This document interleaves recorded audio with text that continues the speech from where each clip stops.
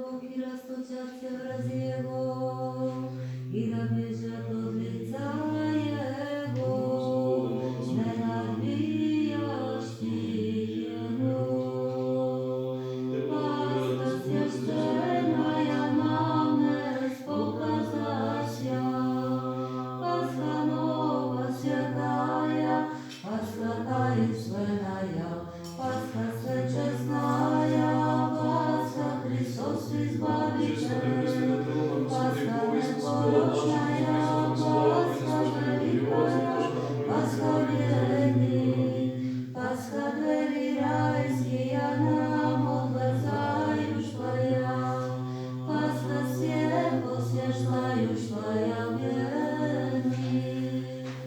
Яко исчезает дым да исчезнут, яко тает Господ лица огня, придите отриденные жени благовестницы, и Сиону рыците, прими от нас радости благовещения, посвящения Христова.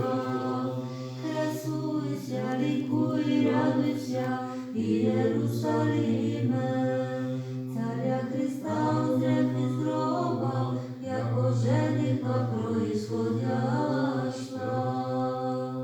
Так да погибнут грешницы от лица Божия, а праведницы да возвеселятся.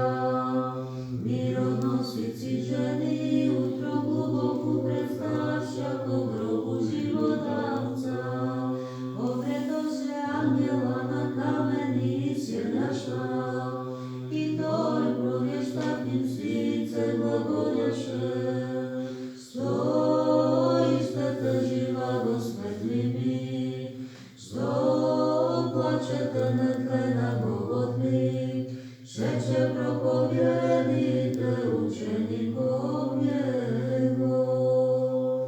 Сей день Боже сотвори Господь, возрадуемся и возвеселимся Му.